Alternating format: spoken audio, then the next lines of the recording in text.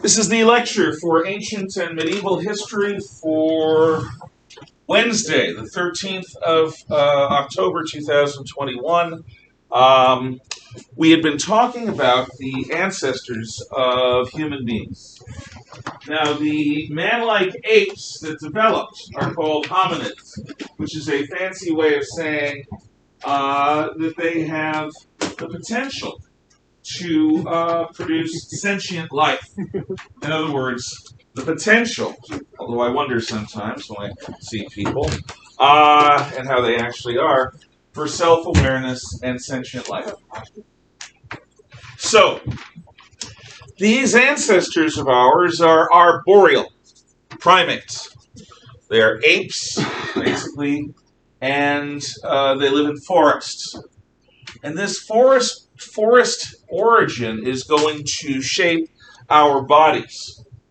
So, looking at the first, the last of the man-like apes, the first of the creatures that we detail in our study, we see in Australopithecus a being about half our size and mass, a much smaller brain, and that smaller brain is shaped differently. It has very little forebrain, which is the brain above our eyes, which is where we keep our personality. This creature, Australopithecus afarensis, is a tool user. Like chimpanzees, finding objects, they'll use them. Then they'll drop them and they'll get another. You need a notepad? We're just going to share this. Okay, that's okay. Just understand, if you need to write things down, write it down, then copy it to whoever's it is.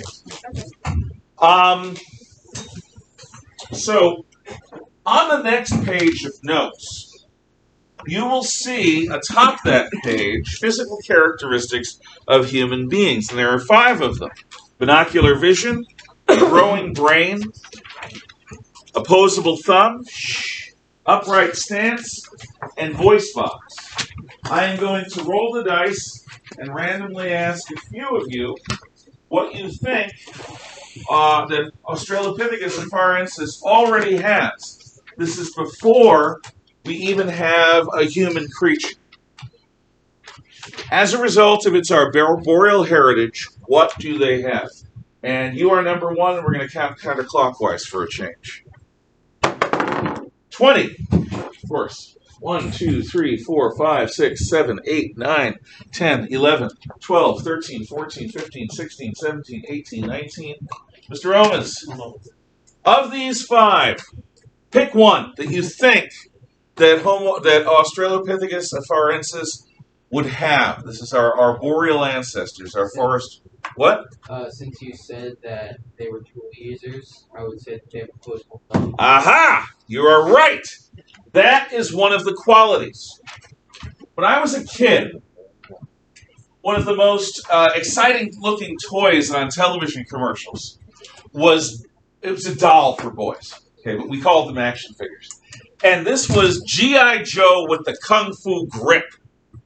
Now, G.I. Joe was a soldier, and this action figure, I never got one, we couldn't afford it, but this action figure had thumbs. So you could put a gun in his hand, because we played with guns in those days. We actually had cap guns. We'd go out and play cowboys and Indians with real gunpowder. They didn't shoot anything. They just the hammer slammed down, and the cap of gunpowder explodes, and it's gunpowder smell. It's fun. So you go, but you aim and you shoot at your friends. It's great stuff. And the action figures had guns too. None of this namby-pamby. It doesn't have to be. It shouldn't be violent stuff. No, we had violence. And it was good for us. At least I think so. Who's telling you this? So, with the Kung Fu grip, you could put in a gun or a knife, good combat knife, or a gun with a knife, that's called a bayonet. Or you could put another action figure onto the G.I. Joe and have him grabbing it with the Kung Fu grip and then have him go, yeah! And the other figure would go flying because, Kung Fu. That's an opposable thumb on a toy. I used to have people do this. For 3 hours as homework, tape your thumb to your palm. 3 hours at home. See what it's like without thumbs. Try opening a door. Try lifting a glass. Try eating dinner with utensils or even finger food without thumbs. Chopsticks. Yeah. Doesn't really work that well. I can't even do this. Yeah, no, you can do the Vulcan thing, but that's all. Yes. But you can't do the Vulcan thing because your thumb is here. It's supposed to be out here. Yeah. So, life without thumbs would be difficult. The reason thumbs are so important to us, whales may be smarter than we are. They have bigger brains. They're differently shaped. They may be poets who know it. They may have all sorts of subtle philosophies. But all we know that they do is... That's what they talk about. That's what do they talk about? Exactly, they talk about ideas. But they don't have thumbs. So whales basically swim around like animals. What we do with our intelligence is a result of these thumbs. We make tools. That's where Homo habilis comes in. From stone knives to hydrogen bombs. Okay? From clubs to spacecraft and the internet. Our thumbs give us the ability to reshape the world. What we do with our hands. There's an old line from a Batman graphic novel called The Dark Knight, which is the inspiration for many of the darker Batman movies over the last 30 years. And in this, he's strangling the Joker, and he's smiling and laughing and saying, Joker, there's nothing wrong with you. I can't fix with my hands. Strangle, strangle, strangle. We have hands. And with those hands, we have a sure grip. We can make stone knives. We can make tools. We can grab and hold things and hit things with it. So why do we have opposable thumbs in the first place? Well, okay. I'm now an arboreal primitive. I'm an early Australopithecus living in the forest. How do forest creatures move? Is it always on the ground, Miss Skalak? No. How might forest creatures move other than on the ground? Yeah, from tree to tree. So I've got to jump from tree to tree. If I jump and grab the branch I'm aiming for, and I don't grip properly, I'm going to fall down, and all the female apes, ape men, man apes, whatever, are going to laugh at me, and they're not going to breed with me when it's breeding time. And that stinks. Because, man, I want to breed. That's part of the deal. So I don't want to look like an idiot in front of the females, so opposable thumbs. So I've just given you the upsides of opposable thumbs, which Australopithecus has, and all of the subsequent human ancestors of human beings today have. What's the downside of opposable thumbs? Can you think of any? No. Yeah, well, you can't. Maybe somebody more imaginative. Are you ready for this? Yeah. Hitchhikers. So original. It is. I know. It's so It's like it just appeared to you out of nowhere. I really can't think of many either. I mean, you could stick your thumb in a pie like in that song or fable, or you could get your thumb stuck in a car door. But maybe it's because the word thumb rhymes with dumb. Dumb thumb. Dumb. There's a superhero for the modern age. Dumb thumb. Dumb thumb. He's always on it. Bam! Dumb thumb. When you have thumbs like dumb thumb, every problem is solved with your thumbs. It's better than Safe Space and oh god, what was the other one? They had woke superheroes for a while. One of them was Safe Space. Oh, He wasn't could it create Social Justice Warrior? social justice warrior cartoon comics. No way. I know. No Safe way. Space and what was the other one? Oh. Safe Space was sort of a non-binary twin, and he had another non-binary twin. I don't remember. But Safe Space could protect his brother-sister thing. I don't remember. It's going to come to me. It's like the most obvious SJW word that they talk about. 6 feet apart. Safe space. No, I don't remember. I'm sorry. Look them up. The new social justice warrior comics. They canceled them after a couple of issues because people just laugh. So thumbs are pretty much a good thing, unless we destroy the world with our hydrogen bombs, in which case, in the end, maybe they weren't such a good idea after all. What is the other quality that Australopithecus already has besides opposable thumbs among those 5? So you were the last one, so Mr. Saw, you're number 1. We'll continue. Yeah, we'll go normally, clockwise. 12. 1, 2, 3, 4, 5, 6, 7, 8, 9, 10, 11, 12. Of those 5, opposable thumbs have already been chosen. What other ones do you think the man-like apes have? What page you were on? Look at the top 5. Up here. 5 choices. Don't pick opposable thumbs because we just picked them. Oh, well, Give it a try if you're wrong. memory. Is that on there?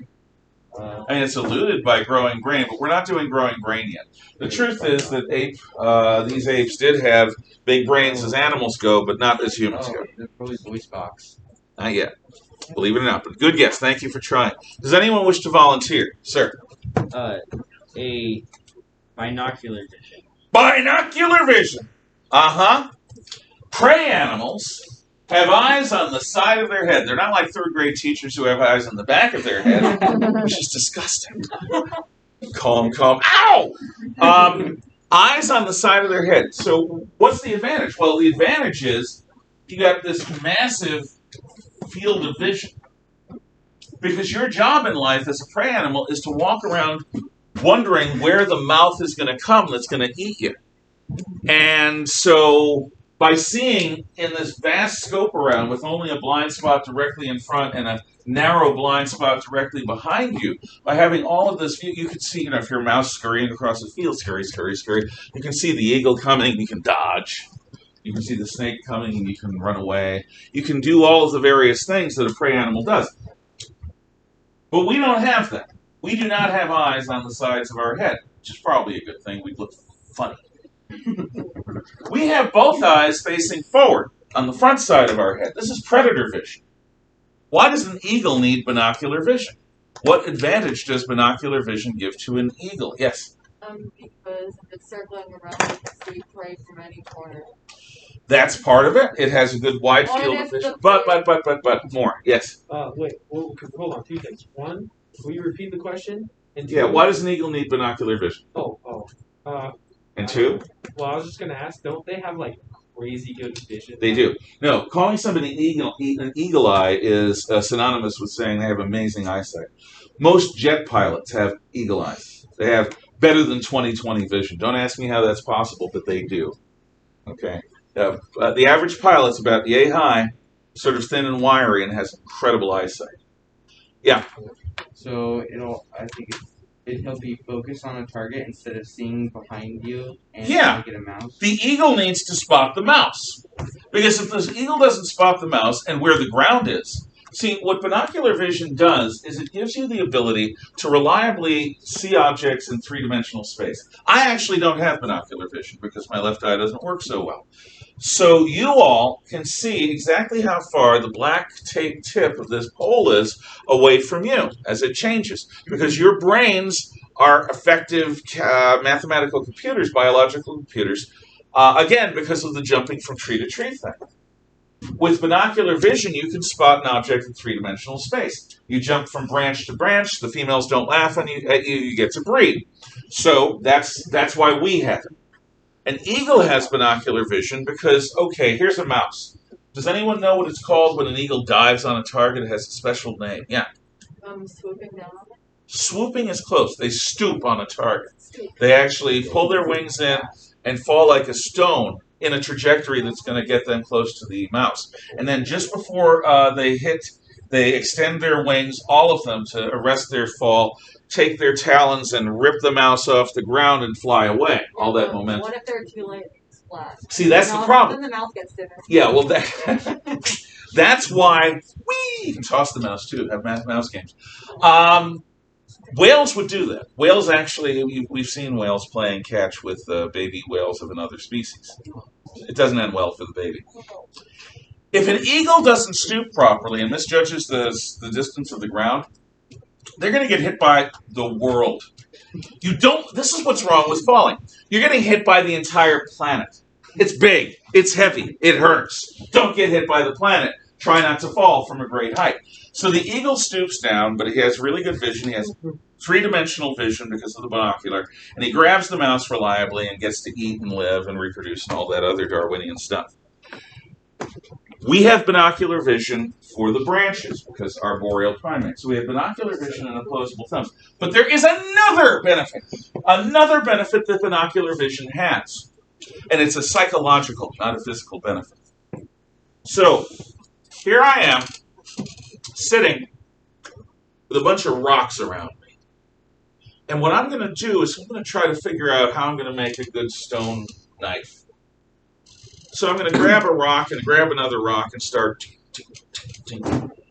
Will it flake off parts of one of the rocks in a way that is going to result in, if you do it enough, a cutting edge? Only certain rocks do that. With binocular vision, all of my attention is on what I'm doing with my hands, like an inventor or a tinkerer. I am fiddling with things with my hands in front of me. It's like if I was an inventor. I'd be in the garage working. I'm not worried about what's going on behind me. The garage door is closed, and I got my shotgun right there. If anyone messes with me, they're going to regret it. They're going to eat lead. So I can focus, because I'll hear any problem that happens. I can focus my entire mind's attention on what I'm doing with the tool-using hands. The tool-using hands. Because we have binocular vision, human beings can focus on problems mentally because we're sight-oriented creatures. And if our entire sight is focusing on the objects that we're messing with, whether they're rocks or engine parts, doesn't matter. We can figure things out better because our entire mentality is focused on what's right in front of our faces. Without binocular vision, we wouldn't have that mental focus. The mental focus is served by the way we see the world. We're not dogs. Dogs see the world through their nose. Eyesight is a secondary thing. To dogs, the real world, if they had to have one sense, would be what they smell. Cats, probably a mixture, but what they hear. Bats, especially what they hear. But human beings, we are sight-oriented creatures. And as sight-oriented creatures, our eyesight determines our reality. And what we're able to do by focusing all of our attention on the thing we're working on is one of the things that leads to not only tool use, but progression in tool making. So now we go from Australopithecus to Homo habilis. Handyman. Has a slightly larger brain, the beginnings of a forebrain, still has a snout, and is a tool maker. Unlike Australopithecus, he is able to make tools. And this is around 3 million years ago. But now, after Homo habilis, we come to the first truly human-style ancestor. Now, if we were in 7th grade, you would laugh, like when I said, okay, we're going to talk about Djibouti. We're going to talk about Lake Titicaca. 7th grade geography students like, we're going to talk about Homo erectus. He said Homo erectus. Oh, that's so funny. 7th graders cannot help but grab the low-hanging fruit of humor. And it is funny. Okay, I will admit it. On a very low level, it's delightful. Delightfully offensive. Homo means man. Erectus means upright. So I'm going to roll the dice, and somebody is going to tell me which of the 5 traits that Homo erectus gets a hold of. I'll start with you now. We'll go this way. 12. 1, 2, 3, 4, 5, 6, 7, 8, 9, 10, 11, 12. Mr. McGoy. I would G. say, I've already given you the answer in the name. Look at them. oh, an upright stance. Yeah, think! Yes! It is an upright stance. Good job. Now, here's what happens. The forests disappear because of drying climate, because of ice ages. Yep, climate change. Not man-made, but climate change. And we adapt to it. Here's how. When we were forest dwellers, we were knuckle walkers. That's called brachiators. But when the trees go bye-bye, we're in the grasslands. And the thing about African grass, like grass in Southeast Asia, it's tall. Okay, it's about this high, on average, sometimes taller. So if you're walking around on your knuckles and your hind legs, you're in trouble because you're in the grass. So we do something that we observe meerkats doing. Meerkats are incredibly cute. These Namibian mammals look like little weasels, but they're clever. They stand on their hind feet. There was even a TV show that tried to make drama called Meerkat Manor, where each of the meerkats had a personality, and the writers sort of invented these little dramas that the meerkats would have with one another. I never saw it, but I knew about it. I don't know if any of you saw it when you were younger. But they're cute. They stand up on their hind feet like they're people. And they chitter and... Well, when we developed the upright stance in Homo erectus, what are some advantages of this? Yeah. Well, probably with bigger predators and also... Okay, we'll start with that. I'm just going to go one per person. Looking big helps. What's the survival strategy of a pufferfish? Oh, that's right. You know, they plump up. They fill they look big. What do cats do? Better make myself look big. And suddenly their hair is all on end and their tail is poofy. Why? Because big things don't have to worry about little things very often, unless it's a virus. Yeah. Don't pufferfish also have venom, though? Yeah, they do. They definitely do. We're going to actually talk about pufferfish venom a little later. Well, since you raised your hand, Hunter, what is another advantage besides looking big of being upright? It's not there. You got to think.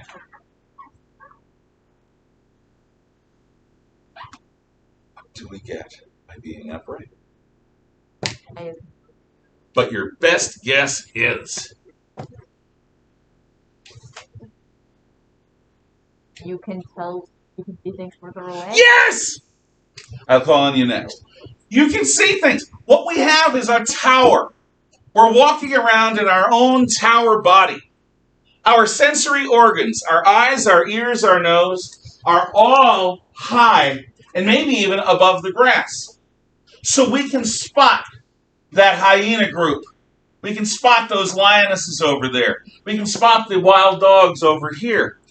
We want to avoid all of them, but if we have to take a risk, we'll take a risk with the wild dogs because hyenas and lionesses are incredibly dangerous. We can spot threats and opportunities better by having our sensory organs on the top of the tower that is our body. So opportunities and threats are detected more quickly. Mr. Aliano. Oh yeah, I was just gonna say yeah. I guess you get more practical use out of the two limbs used to walk. Go on. So I guess instead of using 4 limbs to walk, you only do something you could do something while you're moving. You got it. With the advent of walking on our hind feet only, we get to carry whatever we want, 24/7, 365, unless we're sleeping. We get to carry sticks and stones and things that break your bones. We get to carry pointy sticks. Stick an animal with it. It's easier to eat when it's bleeding and dead than it is when it's alive and resisting.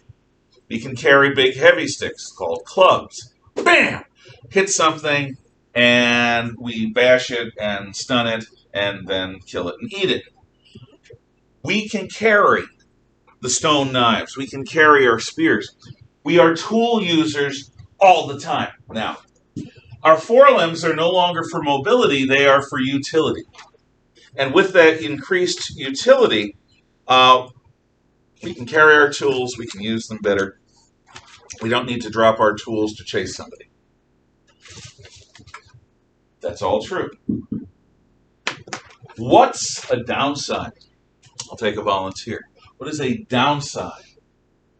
I'm looking for somebody who hasn't said as much. Yeah. Okay, this is super original, okay? Vitals exposed. It is. It's almost as original as your other one. No, it's crazy. What does that mean? It means, like, when you're down on, like, your hands, right? There's less area for something to get you. But if you're upright. Got my hips protecting my vitals. Got my thighs protecting my vitals. Even have my rib cage and spine protecting the soft tissue that's here. Okay? Here is soft tissue. We walk around as if saying to the world, hey, world, eviscerate me. Give it your best shot. The problem is being eviscerated hurts and will probably kill you unless you have modern medicine. You slice somebody's bellies open to the point where their intestines spill out. That's a bad day. In fact, do any of you know where superglue comes from? The story of superglue. Okay. Yes. I don't know the story, but I know the whole like arts and crafts things originated from quick drying. It's supposed to cover up tissues that get ripped, and it may be deadly if you can't suture it in time. Right. So before the Vietnam War, the U.S. military was looking for a battlefield method to, if somebody does get cut open, to keep them alive until they get to an aid station. And not everyone can, in the middle of a battle, use sutures. And they didn't have staplers for human beings yet. So what they came up with was a glue that was designed to work on flesh almost immediately. So if you have somebody's intestines out, you pull them back in, ow, and then you hold the flesh to get a guy to hold the flesh together, and you go zip with the glue. And the glue almost immediately adheres to flesh and cures, so it's going to hold everything together. Now, when the guy gets to the aid station, they're going to have to slice him open again, but that's okay. He's alive at the aid station. It is a battlefield medication. That's why when using superglue, you should always wear gloves, and you should always be hyper careful not to get it anywhere on you. There are stories all over the place for the last 40 years of people sticking, their fingers together or sticking themselves to a table or whatever. So you're saying don't use it instead of a Band-Aid? Right. Oh, that's what I know. Well, actually, if you use it instead of a Band-Aid, it should be for something a Band-Aid wouldn't stop. Okay? A Band-Aid would not stop unless it was a gigantic Band-Aid, a person having a major flesh wound in their abdomen. So, yeah, no, don't do that. I did that before. Wait to be trained to use the superglue. I don't even know if the military uses it anymore. I just know that's what it was designed for. So is that about the same that you heard? Yeah, but also I know we are still using glue because it's just so fast acting and it still holds so much better. But I know recently they redid the formula, so it holds like 3 times as stronger. So. Oh, wow. Yeah, be really careful with superglue.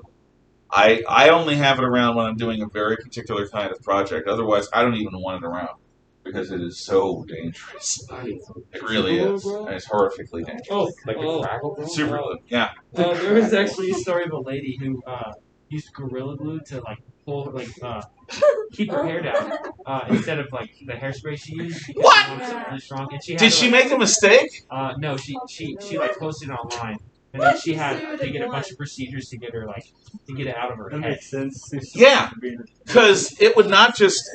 She probably on her scalp, so shaving the hair off won't solve it. No. Oh, that's stupid. Yeah. Don't ever do that. That means she can't crack her head open. No. Don't ever do that. Like that one, you can't. Yes, sir. Oh my gosh. Okay. So we have thumbs, we have eyes, we have an upright stance. The downside is not only that we have our vitals exposed. Here's another downside. You think that birds are just twerping at one another? No. They're laughing at us. Silly humans trying to move around. Clunk, clunk, clunk. Oh, we're so slow. We run. Birds at a track meet. Because almost every animal with 4 legs is faster than us because they have 2 additional limbs to help them move along the surface of the ground. You can stop that. So, what else is amazing about Homo erectus? Well, I'm about to tell you. Yes? Well, I was just talking about the bird thing. Yeah. One time I was making a fort in the woods and it all fell down and these 2 ravens were like, Oh, yeah. Now, ravens, there's a reason why the Norse thought that they were Odin's messengers. Because ravens are pretty smart as birds go. They laugh at you. And they're not necessarily nice. That's the thing. They laugh at you. Yeah, it's like, oh, it'd be so great to be intelligent life. Really? You want to meet something out there smart enough to have a sense of humor? That's not good. So, Homo erectus, this guy, has a bigger brain than ever before, and he is the first human ancestor to leave Africa. He goes out across Eurasia. Homo erectus is found as far west as the British Isles, as far east as Beijing, China, as far south as the island of Java, which is in one of the islands between Southeast Asia and Australia. These guys get all over Eurasia, and they're also the longest lived of the human species. Homo erectus is around from 1.8 million years ago to just within 100,000 years. Whoa. So they're around until fairly recently, less than 100,000 years ago. They're around for 1.7 million years. Now, as human ancestors go, that's incredibly long lived because they're good at surviving. And they're good at surviving because they developed something. In the list below the physical traits are things that early human accomplishments. Now, we already have tool making. That's Homo habilis. Making the stone tools. But Homo erectus is going to master something that is the world's first weapon of mass destruction. He's going to master 3, 2, 1. Fire. Okay. What are some of the benefits or problems that come from using fire? Answer. He can keep you warm at night. Yeah. Thus, Homo erectus leaves Africa and goes into the cold regions of the world because even around here, if you've got fire at night, you can survive through an Idaho winter. Definitely. Yeah. It can keep predators away. Ah. Here's the thing about fire. You get a mountain lion or a bear against an unarmed human being, and that human being, if the animal wants, is going to be lunch. Okay? It's going to enter through the mouth and leave through the lower orifice. But everything that's a land creature is afraid of fire. Here's why. It works with us, too. Little kids in the kitchen with mom. Oh, Mom, what's that? It's so cool. Because it's this bouncy, purpley, red, orangey thing on the stove. And she goes, no, that's fire. Fire's bad. Don't touch it. Now, there are 2 kinds of people in this world. There's the kind of person that can learn from another person's words. And there's the kind of person that doesn't. Yeah. So the person that learns from another person's words says, okay, Mom, I trust you. You gave me life, so sure, I won't touch the fire. I believe you. Then you got the other person, hey, Mom, what's that? Fire burns! And so you're stuck with a burn. And the pain from that burn for the next few weeks, hopefully just the next few weeks, is going to teach you better than I ever can teach you anything. Pain is a hell of a teacher. Don't touch fire. It's like my wife. I love her, but God, she's one of these people that has to see things herself. So when we were young marrieds, we lived on a horse farm. And the separation between our backyard and the horse paddock had a wooden fence and an electric wire. And when we moved in, we were out the next morning, just walking around the yard. She says, what's that wire? And I say, oh, that's the electric wire to keep the horses in. She goes, oh, the electric wire. Oh, the electric wire.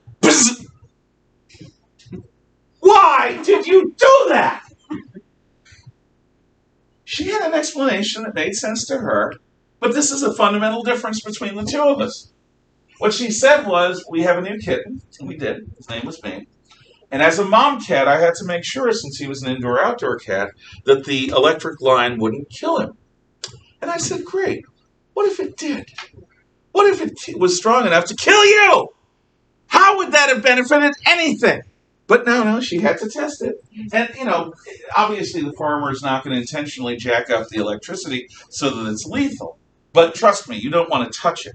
And if you're a guy, you do not want to Pee on pee on it. That's just stupid. I knew a guy who did that once, and the pain. I never did that because I'm not stupid. But there are people in this world that are. Look, if the farmer's electricity level is high, it gets past. Oh God, it's bad. So don't do that. Don't ever do that. And in our day of gender fluidity, I don't recommend urinating on any kind of electric line, whatever your gender. I'm independent now. Range. In any event, so with the upright stance, we get benefits and we get problems. With fire, what we can do is we can say, a mountain lion. Yeah! That's not a spoon. Don't do that. Yeah, well, this is a torch. I'm making believe it's a torch. And what I'm doing is I'm driving it into your mountain lion's face. Like the Beatles. Goodbye. Yeah, you'll be out of here. Or a bear, or anything else. So suddenly, with torches, we're able to stand against most of the predators that otherwise would eat us. Yeah. I think it says something about humans that every species except for humans is afraid to use fire because they know that it is harmful to themselves. Right, but we use it for what? What are some other benefits of fire besides... Other humans. Yeah. So cooking? Yes! I make a point. I love sushi. Oh, yeah. I make a point of never eating the sushi restaurant until I know somebody who survived eating there. Here's why. And I never eat gas station sushi. Fred Meyer's is Never. I eat it all the time, and I'm Lucky, yeah, look at what happened. No. Lucky man, I'm glad. Fred Meyer's may be good, but Actually, you go to Maverick and... No, don't get sushi at Maverick. just don't get sushi. Yeah, fine. It's other people would call it uncooked fish. In Japan, the daibatsu, the businessmen, I'll call on you next. The businessmen have this need to show their manliness. And they're not going to do it physically, because that's just disgusting. See my man? No. What they do is they go to a sushi restaurant, and they order fugu.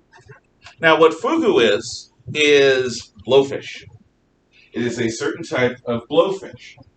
Now, if the sushi chef knows what the heck he's doing, he will slice the blowfish in such a way that there are tiny little fillets, and you eat them, and it numbs your mouth a little bit because there's a neurotoxin in there, and you're just getting a second-degree neurotoxin from the parts of the fish that are edible. However, if the sushi chef screws up, is distracted, or just makes a mistake, you will ingest neurotoxin that will kill you within 24 hours, to which we have no cure. So, I'm such a man, I am eating fugu, ha ha ha, because I'm challenging death. And that's why they do it. These bozos are, me, I have big guts. Yeah. And therefore I can eat the fugu. Yes. I got so for like drying things off would be another. Yeah. What cooking does, and it leads to drying, is it preserves food. Not only does it kill a lot of the worms and other things inside, big and small, but the food is more digestible. We have vestigial organs, like our appendix, that we don't even use anymore because we primarily cook food these days. And with cooking, the meat that you're eating isn't rotting as you're eating it. You can cook it or dry it, make jerky, and the meat will last days or maybe even weeks. And that preserves your food supply. So, yeah. I have a question. So, you're saying that if we eat raw food, supposedly, that our appendix will have a job? I suppose. I know it's one of our vestigial organs that is put out of work by the fact that we eat. It's time to release the animal inside us. What if? Yeah, well, fine. Then go on a raw diet. There are people who do that. But usually it doesn't include meat or fish, or not much of it. What if a group of individuals decided to only eat raw meat, and then their offspring would keep reproducing, and eventually they would have It would be much easier to get somebody like Fauci, who has no medical ethics, to go to a Chinese lab and help genetically engineer a working appendix again. Not that he'd ever do. Sorry. Wait a minute. I strayed into certain areas which How Dr. Fauci, the man who made the coronavirus with his funding, and then they put him in charge of something. Oh God! We live in a crazy world. So, but Fauci's wonderful. Sure he is. So, with fire, we can cook. Oh, there's one other thing. For the night is dark and full of terrors. What other benefit do we get from fire? Yeah. Right. Light. Look, we are sight-oriented creatures. And at night, it's dark. We're not like dogs that can get by on smell. We're not like cats, which are crepuscular, which hunt at dawn and dusk. We are diurnal, sight-oriented creatures. When it's dark, there's a reason we tell spooky stories around campfires. Because 10 feet away, beyond the firelight, there could be a maniac with a not a chainsaw, with a machete or something. But quiet. And you can't see him because it's dark. So the light of the campfire actually helps bring a sense of community, brings people together, and with a torch, you can go almost anywhere you want at night with some confidence. So fire gives us a bunch of stuff. Oh, and fire is the world's first weapon of mass destruction. Here's how. Let's imagine for a moment that this table describes sort of a plateau, and then here's a cliff. There's a cliff here, here, and here, and it joins with the rest of the forest over in that area. The wind is coming from my desk's area. So we get throck, rod, rock, and clock, and they light fires here, here, here, and here. Now, if the fire remains, or if the wind remains in the current direction, the fires will spread this way, but they'll also spread out sideways, and soon you'll have an unbroken wall of fire. If the wind continues, if the wind continues, what you do is you get your tribe over here, and it's raining meat. Hallelujah. And all the animals of the forest that can't fly will go down the cliff, and some of them will make it, and some of them won't. And you get to eat the ones that won't. And it's one of the few times you can have a real food surplus. But you know how often the wind changes and how unpredictable it is. Throck and Grod last year got horribly burned. They're lucky they're not dead. The fires can suddenly turn on you and kill your whole tribe, or worse, burn down your whole forest. Fire is a demon. It's useful, but if you lose control of it, it will eat you or those things that you depend upon. Fire is dangerous. We just know how to control it. If we're diligent and careful, we can keep it under control. We can keep it chained and shackled. It's like nuclear power. It wants to get out. It wants to destroy. It does. It has a will of its own almost. So beware of fire. Okay, now we come to a modern human, Homo sapiens Neanderthalensis, or Neanderthal man. This guy has a larger brain than we do by cubic centimeters, bigger volume. It's smooth. But it's differently proportioned. Oh, it's not smooth because they think. The ridges in the brain are a result of thinking thoughts. I'm not even going to comment on that. He's not even surprised. It's a slightly different proportioned brain, less of a forebrain, more of a midbrain. Now, Neanderthals tend to have denser bones and a more barrel chest than we do. They're sort of squat like wrestlers. They're like short wrestlers. They have brow ridges still, but their heavier construction is because Neanderthals are Ice Age evolved people. They're designed to live in the Ice Age Europe. So their organs are better protected by layers of muscle and bone, and because they have barrel chests, their organs are deeper into their body cavity and are less susceptible to frost damage. Now, Neanderthals do something which proves that religion is older than our species. According to the theory of evolution, religion is older than our species. Because what Neanderthals do is they bury their dead. It's not just that they bury them, though. These people who go to bed hungry almost every night bury their dead with food, with water skins, with clothing, animal skins, with tools, and with weapons. Now, every one of those things is a result of hours and hours and hours and hours and hours of effort. Back in the 1970s, there was a rich woman who died without anyone to inherit her stuff. So she insisted that she be buried in her late model Cadillac, in her best dress with her jewelry. So she made it happen, and when she died, a bulldozer took the spot that she had prepared for her grave and troweled out a huge, deep hole. And this late model Cadillac was driven into the hole, and the lady was put in the driver's seat of the Cadillac with her dress and her jewelry. The windows were rolled up, and then the bulldozer covered it all over with rocks and dirt. It probably is still there if grave robbers haven't come. Now understand, at that time, Cadillacs were among the best cars in the world. And at that time, in modern money, that Cadillac's $50,000, $75,000, $100,000. She's being buried in it. A car that people could use, clothing that people could use, jewelry that somebody could appreciate or hawk for money. And that's all going to the dead?